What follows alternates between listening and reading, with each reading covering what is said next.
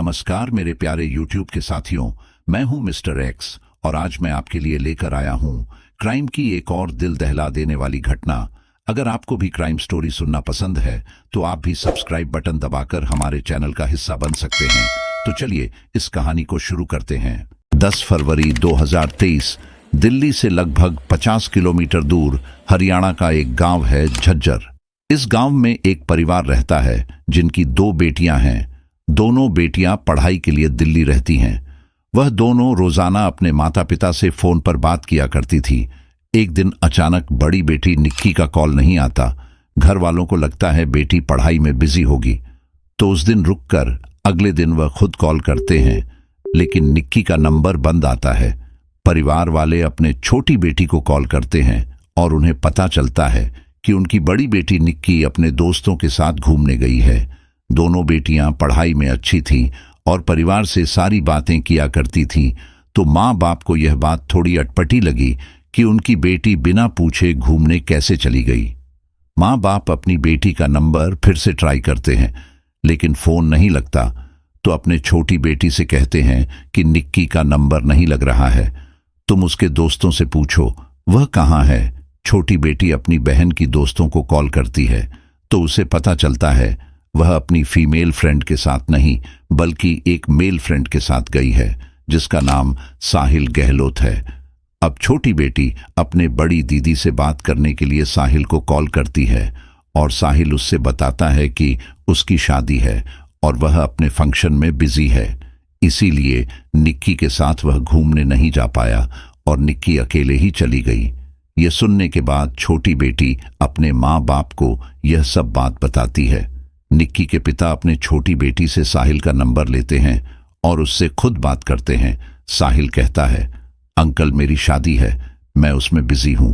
हम लोगों का घूमने का प्लान जरूर बना था, लेकिन मैं अपने फंक्शन में बिजी होने के कारण नहीं जा पाया और निक्की अकेली ही चली गई और उसका फोन भी मेरे पास रह गया। पिता को यह बात बिल्कुल भी समझ नहीं आई। एक तो लड़की अकेले ही घूमने गई और अपना फोन भी एक लड़के के पास भूल गई। इसी बीच निक्की के दोस्त साहिल की शादी हो जाती है और वह अपनी नई जिंदगी और रस्मों में बिजी हो जाता है।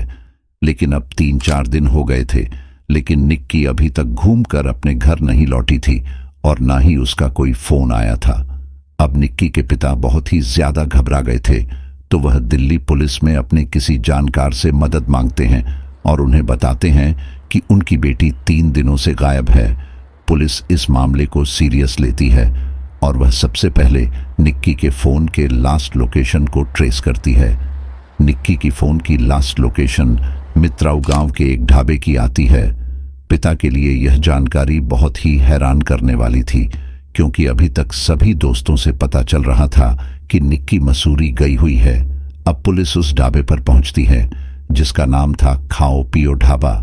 पुलिस जब वहां पहुंचती है तो उन्हें पता चलता है कि यह ढाबा बहुत दिनों से बंद है।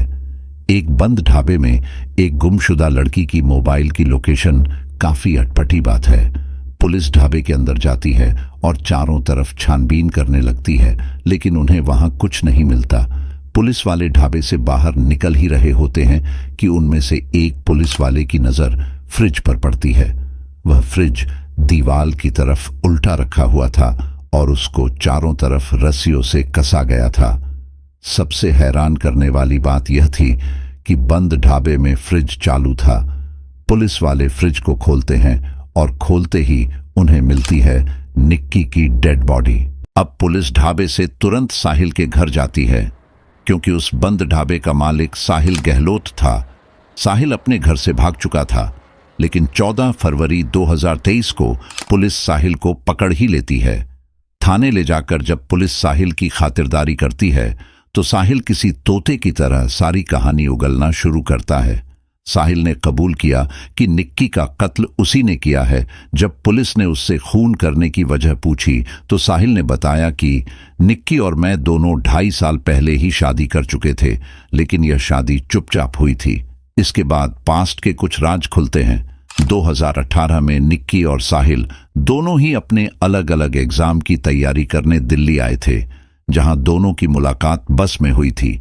बार बार एक ही साथ बस में ट्रैवल करने से दोनों की जान पहचान हुई और फिर दोस्ती हुई और फिर धीरे धीरे यह दोस्ती प्यार में बदल गई और बाद में बिना अपने घर वालों को बताए दोनों ने 1 अक्टूबर 2020 को शादी कर ली।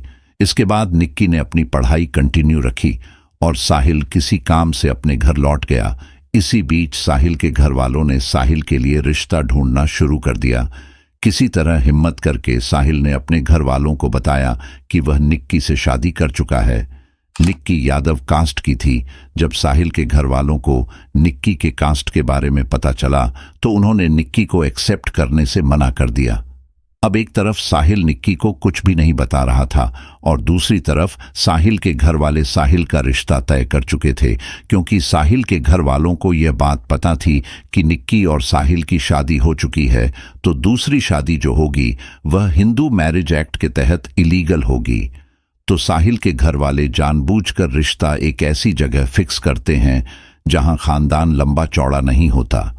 साहिल किसी तरह से शादी करने के लिए मान जाता है। 9 फरवरी का दिन आता है और साहिल उस दिन सगाई कर लेता है और इधर निक्की को कुछ भी नहीं पता था। अचानक सगाई वाले दिन साहिल की एक कजिन ने व्हाट्सएप पर स्टेटस डाल दिया। निक्की की फ्रेंड साहिल की कजिन की फ्रेंड थी। जब वह यह स्टेटस देखती है तो फोटोग्राफ निक्की को फॉरवर्ड कर देती है। निक्की फोटोग्राफ देखते ही बहुत ज्यादा गुस्सा हो जाती है और उसको साथ में यह भी पता चलता है कि आज तो सगाई थी पर शादी कल ही है। निक्की ये जानते ही साहिल को कॉल पर कॉल करने लगती है। सगाई का दिन और घर में भीड़ थी। साहिल किसी तरह निक्की को थोड़ा देर रुकने के लिए बोलता है और प्रॉमिस करता है कि वह सब कुछ ठीक कर देगा। साहिल रात को निक्की के दिल्ली वाले फ्लैट आता है जहां निक्की रहती थी।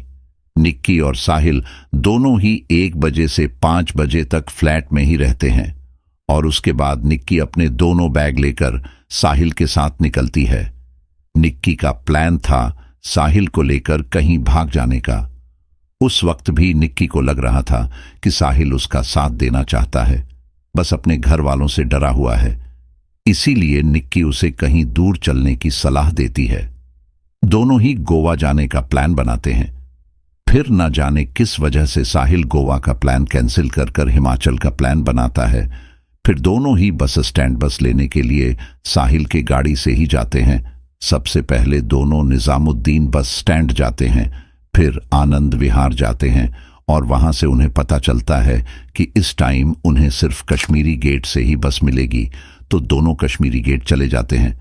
बस स्टैंड के इतने चक्कर काटने के बाद सुबह होने लगती है और साहिल के घर से लगातार कॉल आने लगता है। इस बीच साहिल पैनिक होकर टेंशन में आ जाता है और निक्की से मना करता है कि मैं नहीं भाग सकता। अब साहिल निक्की को समझाता है कि मुझे घर वापस जाना होगा। अब तक निक्की साहिल को सपोर्ट कर रही थी, लेकिन घर जाने की बात करने पर निक्की उसे धमकाती है और वह उन दोनों के मैरिज सर्टिफिकेट को ऑनलाइन वायरल करने और पुलिस में कंप्लेंट करने की धमकी भी देती है। यह सब बहस करते करते साहिल गाड़ी को एक श्मशान घाट की तरफ मोड़ देता है। अब दोनों श्मशान घाट के पार्किंग में लड़ाई कर रहे थे। टाइम बीतता जा रहा था और साहिल को अपने घर जाने की जल्दी थी। अब साहिल गुस्से में फोन के चार्जर के केबल से निक्की का गला घोंट देता है। केबल की पतले और टाइट होने की वजह से निक्की अपने आप को नहीं बचा पाती और दम घुटने की वजह से निक्की की वहीं मौत हो जाती है। अब साहिल निक्की की लाश को सीट बेल्ट से बांधकर गाड़ी चलाना शुरू करता है। गाड़ी के अंदर क्या हो रहा था वह कोई नहीं देख पाया, क्योंकि गाड़ी के शीशे पर ब्लैक पन्नी लगी थी, जो कि दिल्ली में इल्लीगल है। अब साहिल निक्की की लाश के साथ ड्राइव करते करते अपने 40 किलोमीटर दूर एक ढाबे पर पहुंचता है। इसके बाद साहिल गाड़ी से उतरकर निक्की के लाश को डिग्गी में डालता है। इसके बाद साहिल के कजिन और 2 दोस्त ढाबे पर आते हैं और साहिल के लिए नए कपड़े लाते हैं। साहिल अपने कपड़े चेंज करता है और वह लोग निक्की के लाश को फ्रिज में डालकर वहां से निकल जाते हैं। घर जाकर साहिल अपने शादी की तैयारी में लग जाता है और रात को दूल्हा बनकर दूसरी लड़की से शादी करने पहुंच जाता है। तो 10 फरवरी 2023 साहिल के जिंदगी का बहुत ही अहम दिन था। सुबह अपनी पहली पत्नी का मर्डर और रात को दूसरी शादी। अब 11, 12 और 13 साहिल लगातार निक्की के बहन और उसके पापा से बात कर रहा था और कह रहा था कि मेरी शादी है, मैं बिजी हूं। निक्की अकेले ही बाहर घूमने गई है। 3 दिन तक जब लगातार निक्की के पापा साहिल के पापा को फोन किए जा रहे थे तो फ्रस्ट्रेशन में साहिल के पापा के मुंह से निकल गया कि आप मान लीजिए कि मेरे लड़के ने आपकी लड़की मार दी है। तो निक्की के पापा को सबसे पहले साहिल के पापा से ही पता चलता है कि निक्की शायद इस दुनिया में नहीं है। फिर सुबह अगले दिन निक्की के मोबाइल के ट्रेन्स होने की वजह से निक्की की लाश भी मिलती है और साहिल भी अरेस्ट होता है। अरेस्ट होने के बाद और भी राज खुलते हैं और पता चलता है कि साहिल का पहले से ही निक्की को मारने का प्लान था और इसमें उसके घर वालों ने भी उसका साथ दिया है।